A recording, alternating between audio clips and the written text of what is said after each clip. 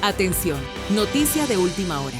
Última hora. Equipo de Marco Rubio se reúne con El Cangrejo. Funcionarios estadounidenses cercanos al secretario de Estado Marco Rubio sostuvieron este miércoles una reunión discreta con Raúl Guillermo Rodríguez Castro, nieto de Raúl Castro y figura influyente dentro del poder cubano, al margen de la cumbre de líderes de CARICOM en el Caribe. De acuerdo con múltiples fuentes con conocimiento de las conversaciones citadas por el Miami Herald, el encuentro tuvo lugar en un hotel cercano a la sede de la 50ª reunión ordinaria de la Conferencia de Jefes de Gobierno de la Comunidad del Caribe. Rodríguez Castro, conocido en Cuba como El Cangrejo, habría viajado a Saint Kitts acompañado de un funcionario de protocolo y abandonado la isla ese mismo día. No está claro si el propio Rubio participó en el intercambio, aunque su presencia en la cumbre y el contacto de su equipo con el nieto de Castro refuerzan la percepción de que la administración Trump lo considera un interlocutor clave en el actual proceso de diálogo con La Habana. Esto es una noticia en desarrollo. Seguiremos informando. Bienvenidos, esto es América Noticias. Y estos son los titulares que marcan la jornada de hoy. El tiroteo en aguas cubanas deja 4 muertos y versiones enfrentadas que ponen en alerta a los Estados Unidos. Tenemos información de último momento. Surgen nuevas dudas. Indicios apuntan a que el régimen habría estado advertido antes del operativo. Infiltración real o historia fabricada. Y un giro migratorio en Estados Unidos, la Corte Federal podría abrir la puerta a la residencia de miles de cubanos. Les contamos. Además, mientras Cuba sigue a oscuras, Rusia enfría el envío de combustible y crece la incertidumbre energética. Esto es América Noticias, comenzamos.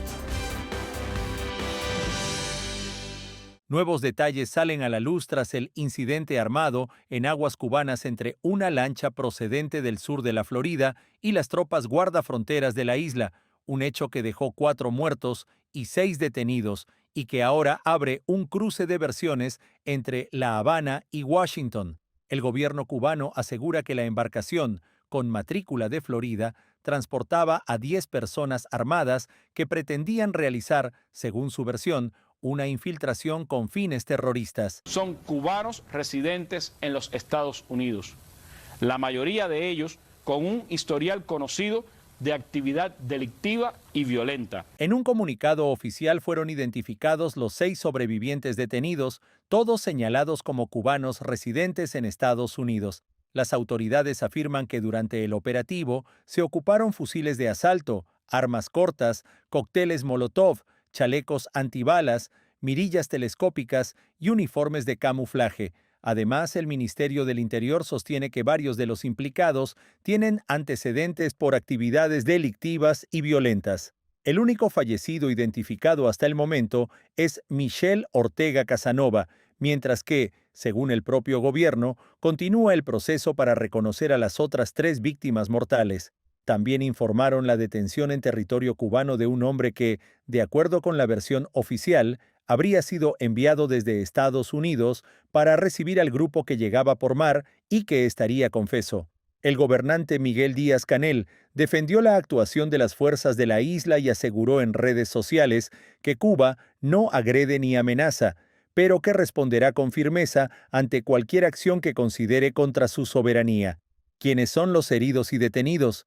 Entre los participantes que resultaron heridos, de acuerdo a los interrogatorios preliminares, las autoridades cubanas identificaron a los detenidos como Amijail Sánchez González, Leo Ordán, Enrique Cruz, Gómez Conrado, Galindo Sariol, José Manuel Rodríguez Castelló, Cristian Ernesto Acosta Guevara, Roberto Azcorra, Consuegra. Sin embargo, surgen cuestionamientos. Uno de los nombres incluidos en la lista de detenidos coincide con el de un hombre que se encuentra fuera de la isla. Se trata supuestamente de Roberto Azcorra Consuegra, quien concedió una entrevista a Eliezer Avila para su cuenta de Instagram y afirma que el régimen está mintiendo al vincularlo con este hecho. Soy yo, Roberto Azcorra Consuegra, que la dictadura de Cuba lo puso en la supuesta lista esa ahora de que me tienen detenido y yo estoy aquí en Estados Unidos. Mientras tanto, desde Washington, el secretario de Estado Marco Rubio fue claro al señalar que Estados Unidos realizará su propia investigación. Dijo que no se aceptará una sola versión de lo ocurrido y que se debe llegar a conclusiones independientes sobre este enfrentamiento armado. El vicepresidente J.D. Vance, por su parte, aseguró que la situación está siendo monitoreada, aunque reconoció que todavía hay pocos detalles confirmados. Dentro de la isla, residentes de la zona de Corralillo aseguran que el área permanece fuertemente militarizada y que se han restringido los accesos a las playas cercanas al lugar del incidente. Algunos testigos afirman que los heridos fueron trasladados a hospitales de Santa Clara y Matanzas, aunque esta información no ha sido confirmada oficialmente. Por ahora, el hecho sigue bajo investigación en ambos países, en medio de un clima de tensión y con muchas preguntas, aún sin respuesta sobre qué ocurrió realmente en el mar. Seguiremos de cerca esta información. Soy Camilo Lavastilla para América Noticias. Sospechas tras la infiltración en Cuba. ¿Sabía el gobierno lo que venía? La versión oficial del régimen cubano sobre la infiltración armada de una lancha procedente de Florida sigue generando dudas y nuevas interrogantes. Para hechos terroristas que están siendo apoyados, se están financiando y están preparándose en los Estados Unidos para agredir a Cuba en momentos como este.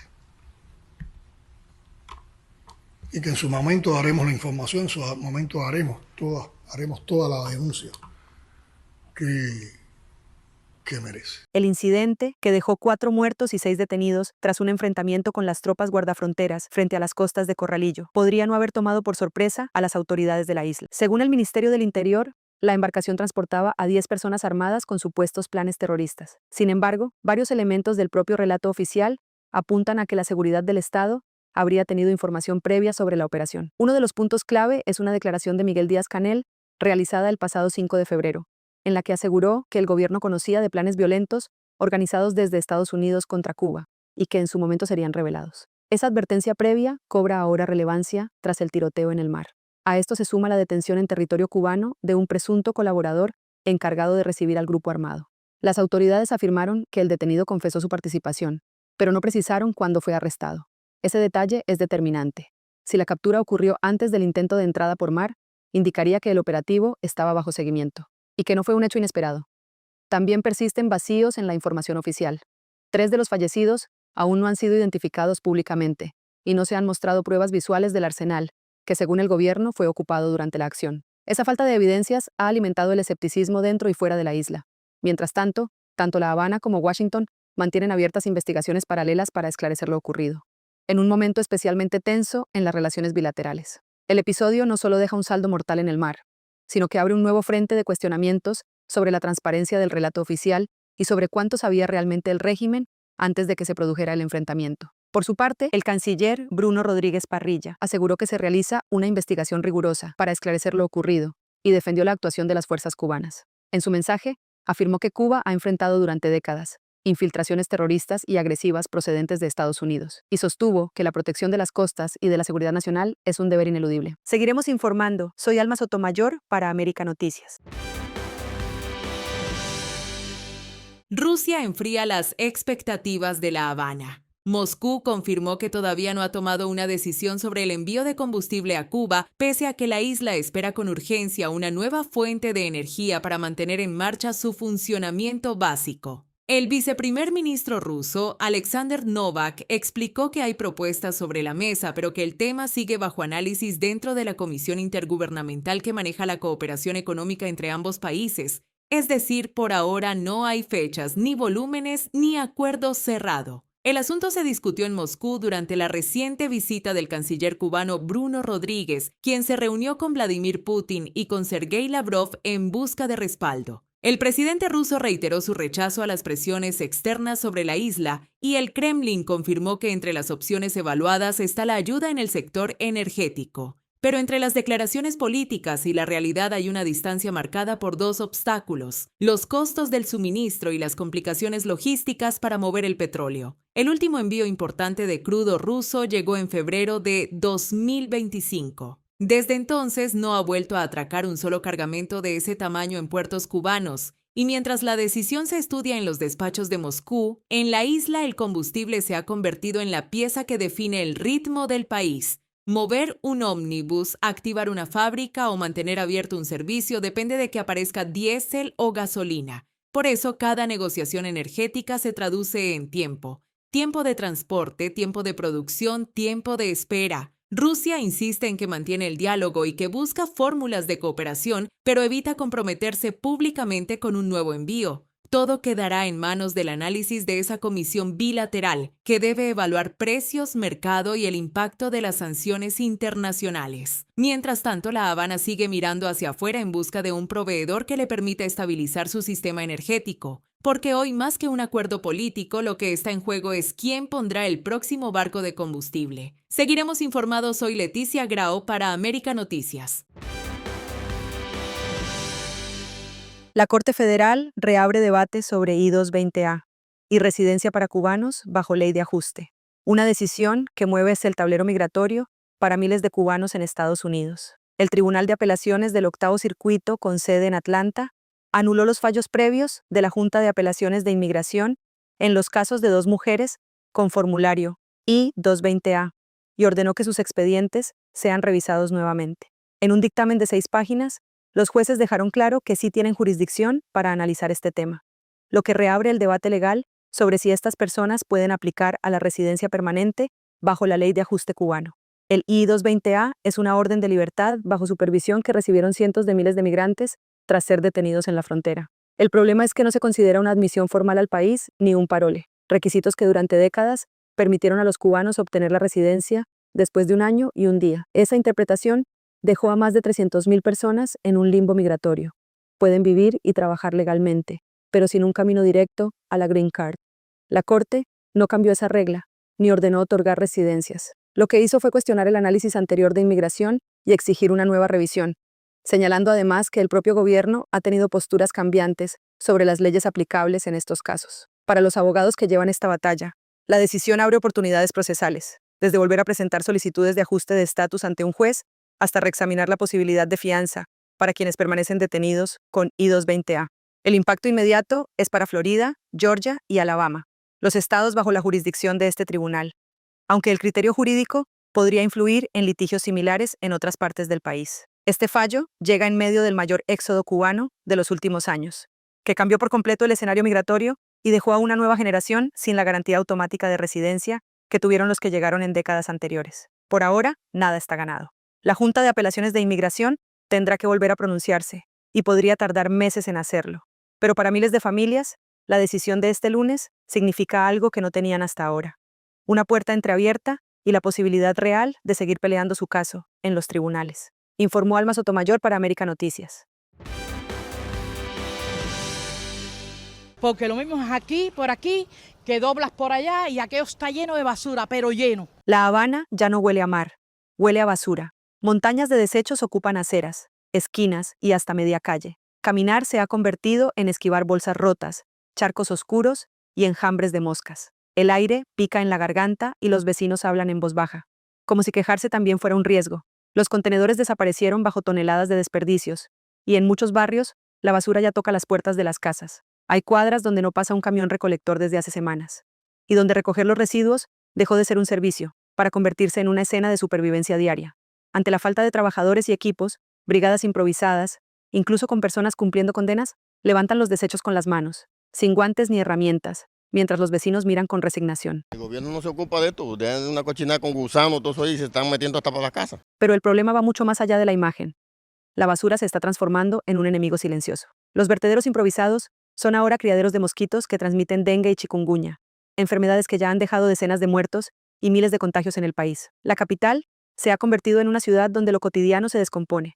Las rutas de transporte desaparecen, los servicios se interrumpen y resolver algo tan básico como botar la basura depende de que aparezca combustible, de que funcione un camión o de que alguien tenga fuerzas para cargar los sacos por su cuenta. Tú estás luchando aquí, te duele ver esto y dices, no, y a las autoridades les tiene que doler más. Es una realidad donde el tiempo no se mide por horas, sino por cuánto lleva una montaña de desperdicios creciendo en la esquina.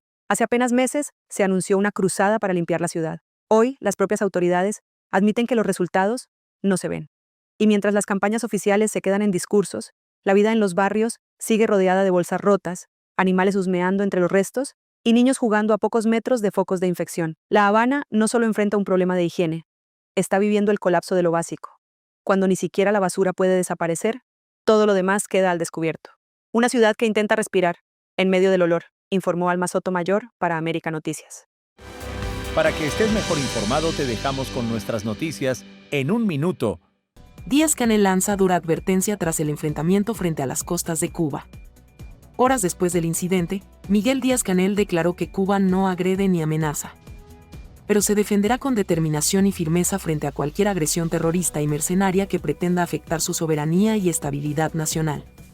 En su mensaje, aseguró que se realiza una investigación rigurosa sobre los hechos y calificó la acción como una infiltración armada con fines terroristas organizada desde territorio estadounidense. El parte oficial habla de 4 muertos, 6 heridos, los otros ocupantes de la lancha y un comandante cubano lesionado, reforzando el discurso de defensa de las costas y de la seguridad nacional. Estas palabras elevan el tono político del incidente y lo insertan en la narrativa de confrontación con Estados Unidos y sectores del exilio. Cubano desmiente desde Estados Unidos la lista de arrestados del MININT. Yo estoy aquí.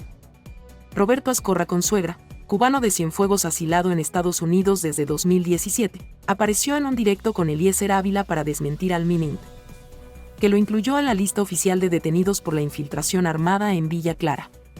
Soy yo, Roberto Azcorra Consuegra, que la dictadura de Cuba me puso en la supuesta lista de que me tienen detenido y yo estoy aquí en Estados Unidos, afirmó, calificando su inclusión como un error grave o una maniobra deliberada. Azcorra sugiere que el régimen habría usado una lista interna de una organización opositora, sin verificar identidades, o que podría existir otra persona con su mismo nombre, pero advierte que con la dictadura nada me parece casualidad.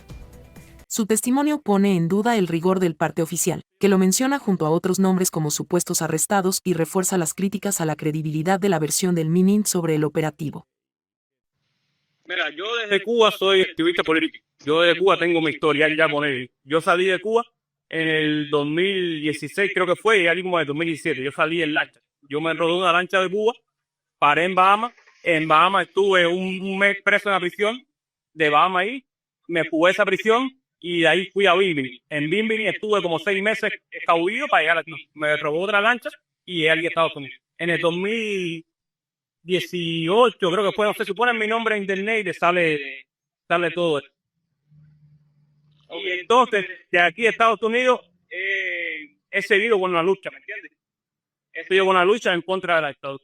Ok, ¿tú tenías pensado ir en la embarcación esta que fue a Cuba y que tuvo este resultado? No.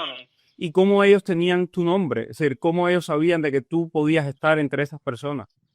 No sé cómo decirte, a lo mejor tú ves por el historial mío, a ellos ver toda mi actividad, o no sé cómo decirte porque es algo nuevo, es algo que hasta yo me estoy enterando. Es probable de que el régimen cubano pensara de que tú ibas a ser parte de esta expedición.